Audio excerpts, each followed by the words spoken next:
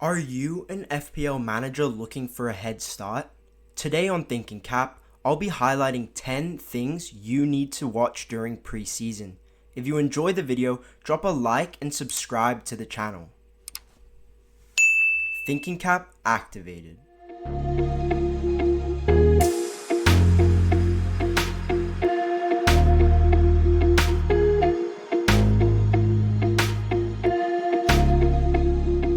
Kicking off our list at number 10, we have Leicester City, now managed by Steve Cooper.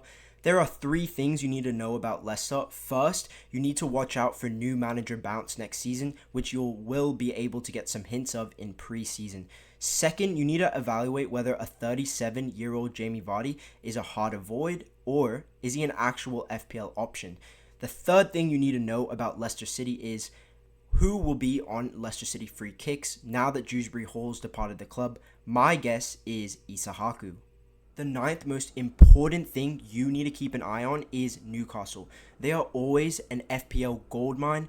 Make sure you keep an eye on key players like Anthony Gordon, Alexander Isak, and Trippier. Second, you need to be tracking the transfer news regarding players like Callum Wilson, Miggy Almiron, and Bruno Guimaraes. Newcastle also play Southampton at St. James's Park game week 1, which is arguably the best fixture on paper for any team. Isak becomes a top captaincy option for game week 1, so it's really important for you to track him throughout preseason. The 8th thing you need to watch in preseason is Tottenham Hotspurs. They have one of the most expensive premiums in the entire game, Heung-min Son.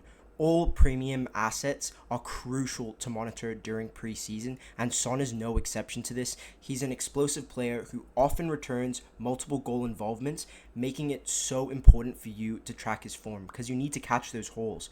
Another key player you need to watch is Maddison, as he's central to Spurs playing well. Additionally, keep an eye on the transfer news, especially regarding Richarlison's potential exit and whether they will actually sign a number 9. Will Ange develop a backup plan, or will it be all-out attack, high-line football again? I don't know. If Postecoglou does stick with an all-out attack approach, I really worry for Spurs this season, as opposing managers will definitely anticipate his strategies, develop counter-strategies to neutralize his style of play. The 7th thing you need to uncover during preseason is West Ham and how they're going to play under their new coach Lopetegui. West Ham had Moyes for 4.5 years, and this will be the first year post-Moyes. They've already been moving in the transfer window. They've signed Wolves captain Max Kilman and some young 18-year-old Luis Guilherme from Palmeiras. Apart from Bowen, I'm expecting West Ham assets to be cheap, and therefore there could be FPL value if Lopetegui does well this season. Alternatively, if Lopetegui is not able to get his ideas across to the squad in time, West Ham would be an easy avoid as well as a top fixture to target. Brighton and their new coach Fabian Hurtzela are the 6th most crucial thing you need to learn about in preseason. Will Hurtzela provide a new manager bounce? Will players like João Pedro, Mitoma, and Bart Verbruggen offer value? To answer these questions, you need to watch Fabian's style of play. Does he prioritize defensive solidarity over a high-pressing, high-line system, or is it the other way around?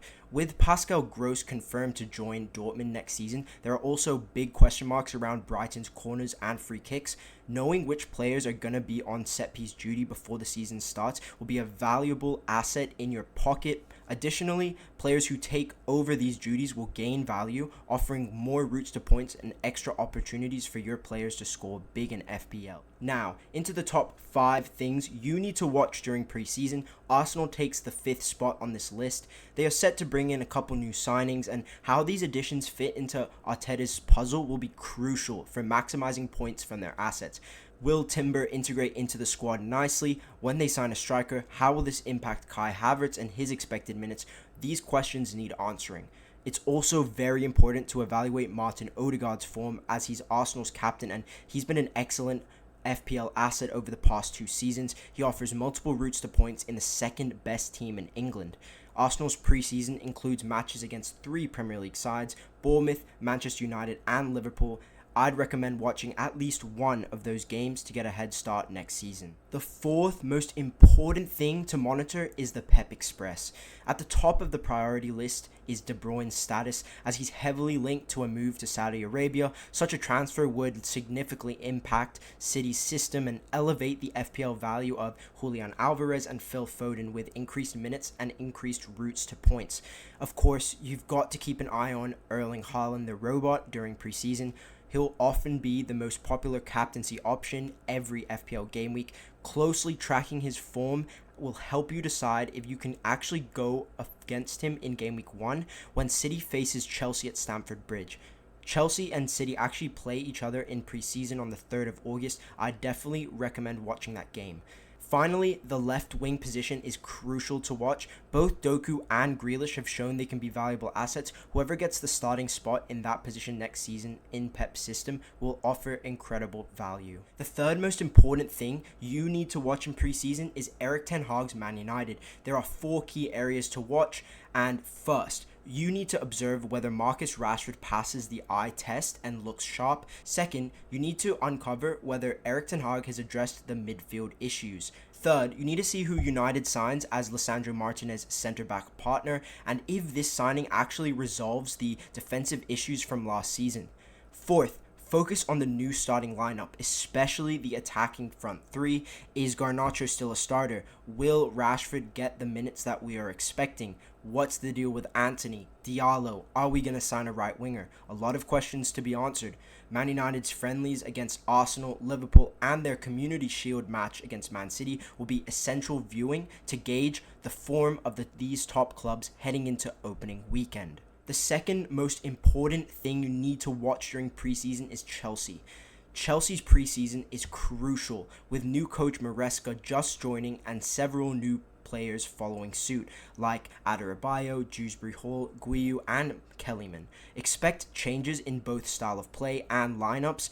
Pay special attention to Reece James's performances and Nico Jackson's form, as both could be key FPL assets to either target or avoid in the coming season. Chelsea play Man City in preseason on the 3rd of August. This is one of the most important matches to follow in preseason. Chelsea have Man City in game week 1 on opening weekend. Being able to gauge how Pep and Maresca's sides will clash is essential to starting FPL with a bang. The number 1 most important thing you need to keep your eye on in preseason is Liverpool. Liverpool's post-Klopp adaptation is the most important thing to discover during preseason. They've got premium priced FPL players in every position. Salah in the midfield, Nunez in the attack, Trent and Van Dijk in the defense, and Alisson in the goalkeeper selection spots.